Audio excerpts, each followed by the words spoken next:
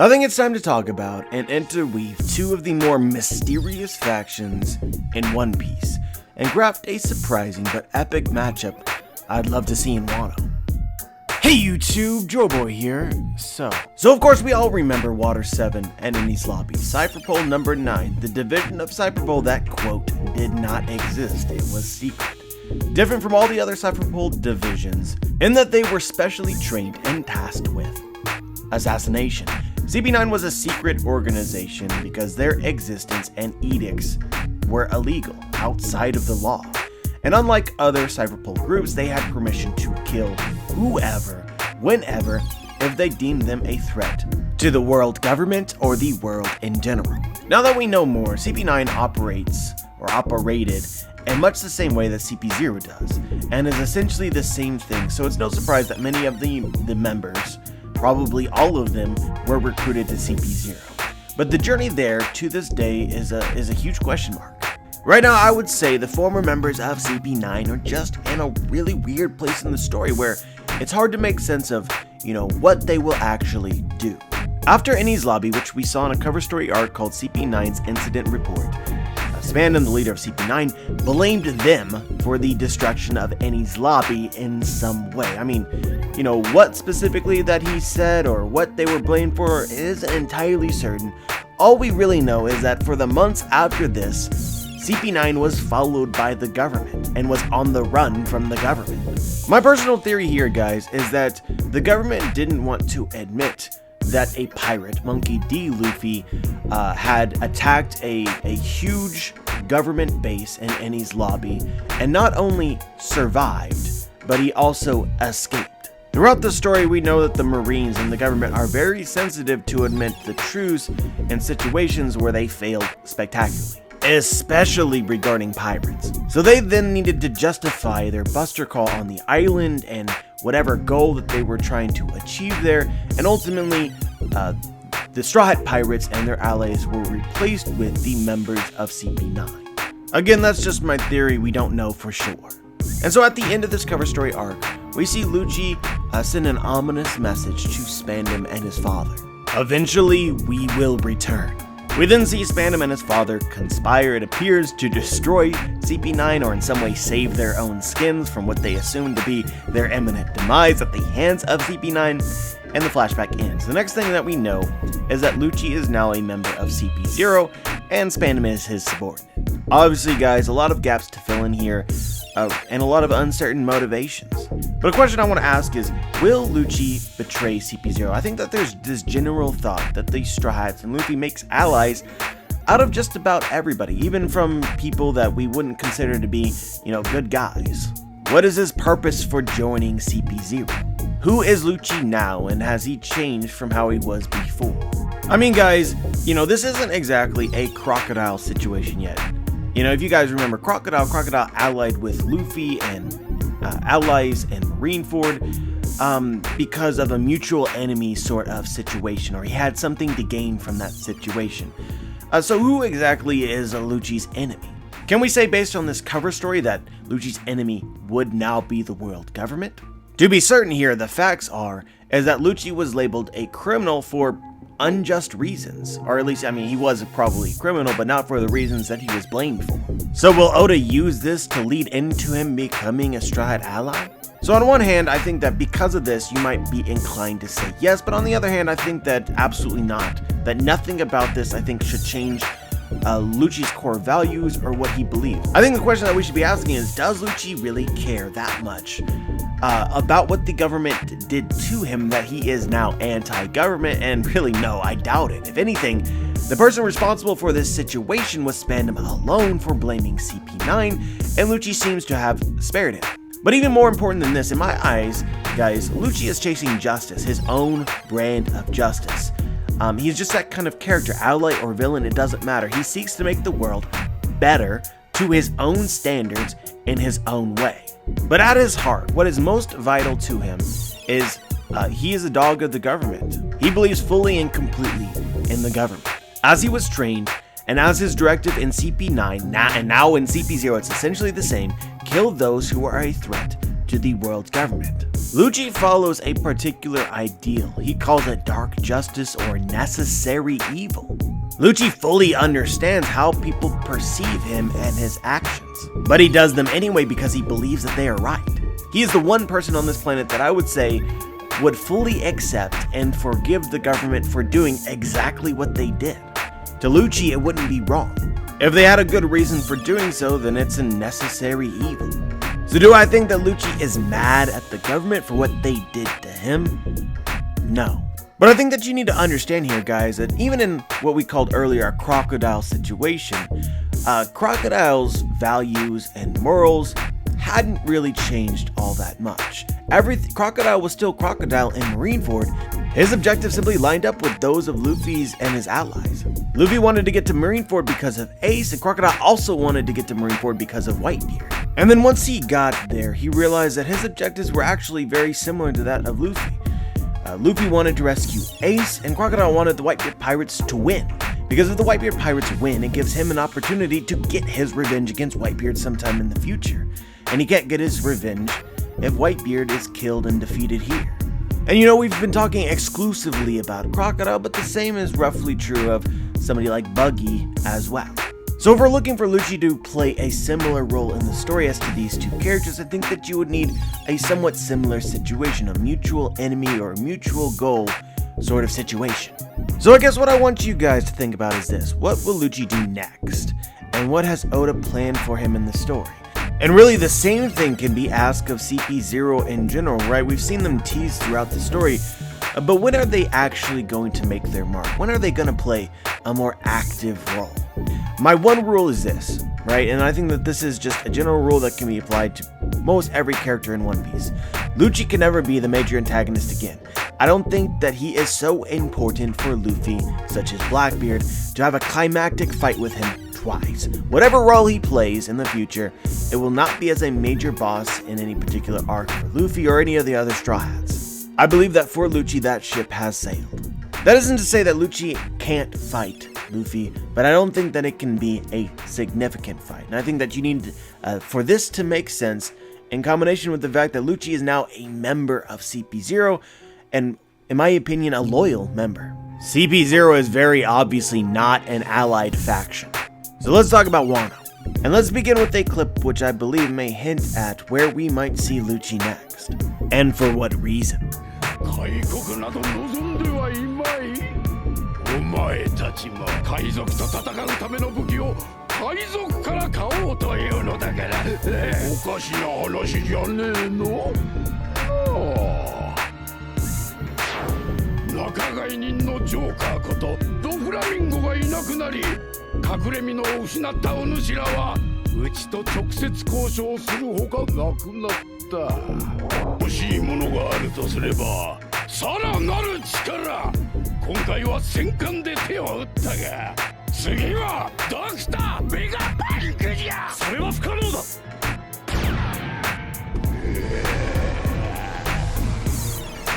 天竜人海軍我々がそれを恐れていないことくらいわかるよなSo yeah guys, this is a challenge. I mean, this is essentially a declaration of war. Orochi is asking the government do something about it, if he can. The more you consider this scene, the more interesting I think that it becomes. I think that there are layers here you can peel off to find some truths that I think will undoubtedly affect the One Piece world and the movements of the great factions within. So let's understand it. As we know, Orochi has been producing weapons in Wano for over 20 years.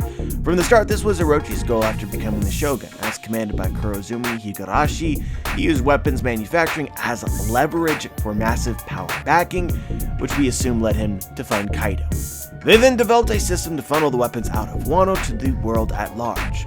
Doflamingo, Joker, the underground dealer, they sold their weapons to Doflamingo, who sold the weapons, as far as we know, to everybody else, including Cypherpole and the world government. For the world government's part, they needed weapons, as they say, to fight pirates.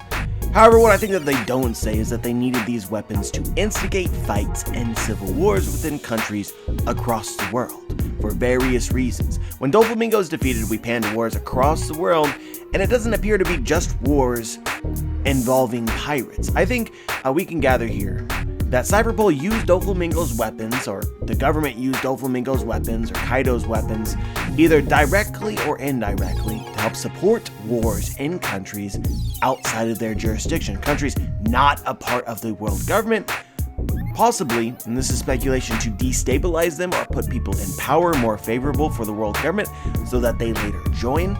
In addition, these weapons could probably be used to help prevent revolutions within world government nations. The Revolutionary Army instigates revolution. The world government seeks underground weapons to help combat those. These weapons, likely untraceable, in a way, help the world government control and transform the world as they saw fit. Over a 20-year period, I believe Doflamingo's dealings became necessity for the world government, especially because of the actions of the Revolutionary Army. And guys, I want you to understand this connection because for some reason it has not been explicitly explained yet. The Revolutionary Army is interested in the weapons that Kaido and Orochi were producing that Doflamingo was selling. Why were they interested in these weapons? Because the government was using them against them. So these weapons were vital in the shadow war between the Revolutionary Army and the world government. The revolutionaries incite revolution. The government can only fight back from the shadows. Fight back in a way nobody else can detect because these politics are supposed to stay within these countries. They're not supposed to be, it's evil to go into a country and force them to submit to your will. But yeah, let's just be straightforward here, guys. The government can probably produce weapons just fine. They are powerful and very wealthy. If all they needed were just weapons, guns of all sorts of varieties, they could probably find them, they could probably create them. What I think is more difficult is producing weapons that can't be directly traced back to them. Again, you see with the Revolutionary Army who are tracing the origin of these weapons to Dressrosa and Doflamingo, and we know their origin even before Doflamingo is Kaido and Orochi. The trail of where these weapons came from didn't lead back to the world government, even though the world government was the one purchasing them. And I think that is important. Doflamingo in this way is the government's fall guy, the one who gets the blame for illegal activity, even though the government is the one who is supporting this and purchasing this and being a part of this. You might say, well, can't the world government just hire someone else? Doflamingo goes down, Orochi's being difficult, why don't you hire someone else? Well, that someone else has, a competing business with Kaido. And I doubt Kaido wants to share the market, if you understand my meaning. This is probably why the government needs Kaido's weapons. He has the monopoly on underground arms dealing. And if you start building these weapons from, for instance, inside Marineford or New Marineford, with all the protection of the entire government and the Marines, then information is going to leak out about where all these countries that are in, getting these weapons, and it's going to come back to the government, and it's going to lead to even more distrust of the world government and even more fallout. This is exactly what the Revolutionary Army wants. They want all of these secrets of the government to come to light so that all the people from across the world turn against them and leave them and abandon them or abandon the Celestial Dragons. But now here we are and Doflamingo is defeated. We assume that these weapons are necessary. They are now forced to deal directly with Joker's supplier, Orochi and Kaido, and Orochi has the upper hand and he knows it. What do you think that they should do? What can they do? On a scale of 1 to 10 inches, how far is it up there? I think that it's really interesting and important the corner that Orochi has put the government and the Celestial Dragons in. I mean, he wore his threats on his sleeves. He said, I know you need me. I don't fear you. I have Kaido. How badly do you want the weapons I am making? Today I'm asking for a battleship. Tomorrow I'm asking for Vegapunk. Pay up or lose. I'm just be honest, guys. From what I know about the government and what I know about the Celestial Dragons, they're not going to take this threat kindly. And they're not going to give up Vegapunk, and they're going to be plotting or scheming something. So if you're looking for the possibility of Lucci teaming up with the Strats like they are allies, having a common enemy, a common goal, even though Lucci has not changed and still is a fundamental enemy of the Strats, this is how something like this would happen. The Strats right now are after Orochi and Kaido, and so are the Celestial Dragons. I am certain that they want Orochi to fall. Now, whether the same is true of Kaido is, I think, a little bit more debatable. As we speculated before, the government has had many years to try and take down Kaido in a permanent capacity, and they haven't really done so, and I think that's because the Yonko, specifically Kaido, Big Mom, and Shanks, and Whitebeard were valuable to the government as obstacles, barriers from someone like Blackbeard or Luffy becoming the Pirate King. So do they want Kaido to fall with Orochi? My personal speculation is no. But now we have the alliance between Kaido and Big Mom, which makes that, the previous assumption less true than it was before, because this alliance is dangerous. But for sure, they want Orochi gone. And I think that ideally they would like to do it in a way which doesn't lead Kaido directly to their doorstep, i.e., rather than sending Marines, and maybe smarter, to send Cypher Pole. But yeah, let's backtrack for a moment and let's go back to Dr. Vegapunk and the Revolutionary Army, because there's still some things here that are really interesting to me that I would like to discuss. First off, I think most people, even myself, right? We see Orochi bring up that he wants Dr. Vegapunk, and we kind of brush it off. We ignore it, like, okay, well, the government isn't sending Vegapunk, so let's just move on with our lives. And even if such a thing seemed likely, there is so much going on already with Kaido and Wano that, Vegapunk would be too much, right? But I want to ask this question seriously. Was this line foreshadowing? Is Dr. Vegapunk going to make an appearance in Wano? Even if the government is sending him with the intention of retrieving him later or betraying Orochi. Remember guys, betrayal is a huge theme of Wano, and this would just be another example to add on. We've seen before that CP0 is allowed inside of Wano, but if they wanted to again, perhaps in some sort of plot or to do something against the factories, the weapons, or Orochi or Kaido, would they be forced to bring Vegapunk because that was Orochi's condition? And you need to keep this in mind, it's not as though anyone expects the Straw Hats to take down Kaido, even if they know that Straw Hat Luffy is in that country. They won't be counting on that, so they should be forming their very own schemes and plots and tactics. And then we have the question of how all of this might relate to or lead into further conflict between the Revolutionary Army and the government. Because so far guys, the storyline, the plotline of the Revolutionary Army has been instigate revolution in various countries, and then apparently they made some progress but not too much progress, and then they started tracking these weapons to Doflamingo. The next step is to track these weapons all the way to Kaido and Orochi. We've seen just a week prior that the world government made their purchase of Orochi's weapons, and so the Revolutionary Army would have seen the results of these, seen these weapons again appear, even after Doflamingo's defeats in countries across the world. This is simply a fact for me, guys. Oda needs to go all the way with the Revolutionary Army tracking these weapons because he's already set that up. It would be very weird for them to be tracking these weapons and to never learn where the weapons came from. For the Straw Hat Pirates simply to have solved their problems for them on multiple occasions, without their heavy involvement. But of course, as you know, during the Reverie, the Revolutionary Army in Dragon declared war against the Celestial Dragons. They attacked the Reverie, and something happened to Sabo. So this conflict, inevitably, eventually, but sometime soon, needs to come to a climactic head, where the Revolutionary Army and the government go all out against each other. They both play all the cards that they have. The world government has Sabo, and Dragon has or may possess soon the secrets. And so as it appears to me, the Revolutionary Army's tactic is to reveal the government's secrets. That's something they have to at least try to do before they get defeated or whatever ends up happening to them. So I'd say the most common theory right now regarding Sabo is that the world government captured him and that they are going to prepare for an execution similar to Ace in order to lure out and hopefully trap the Revolutionary Army.